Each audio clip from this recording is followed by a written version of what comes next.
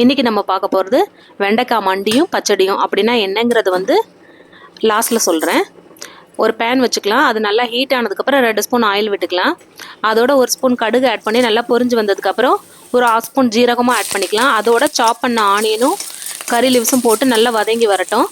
அதுக்கப்புறம் அதோட வந்து ஒரே ஒரு பச்சை மிளகாயும் ஒரு ரெட் சில்லியும் போட்டிருக்கேன். அதுவும் நல்லா வதங்கி வந்ததுக்கப்புறம் ஒரு 4 பல் பூண்டு வந்து இடித்து சேர்த்துருக்கேன். ஒரு 1/4 ஸ்பூன் வந்து பெருங்காயம் ஆட் பண்ணிக்கிறேன். ஒரே ஒரு டொமேட்டோ வந்து சாப் பண்ணி ஆட் பண்ணிக்கிறேன். அதையும் நல்லா உப்பு போட்டு வதங்கி வரட்டும்.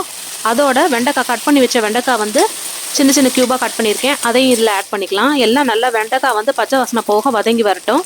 வந்ததுக்கப்புறம் ஒரு 1/4 ஸ்பூன் மஞ்சள் தூள், மிளகாத்தூள், தனியாத்தூள் 3 ஆட் பண்ணி நல்லா வதங்கி வரட்டும். வதங்கினதுக்கப்புறம் கரைச்சி வச்ச புளி அதோட ஆட் பண்ணுறேன். எல்லாம் சேர்ந்து நல்லா கொதித்து வரட்டும். லிட்டு போட்டு மூடிக்கலாம். இப்போது நல்லா இப்போ வந்து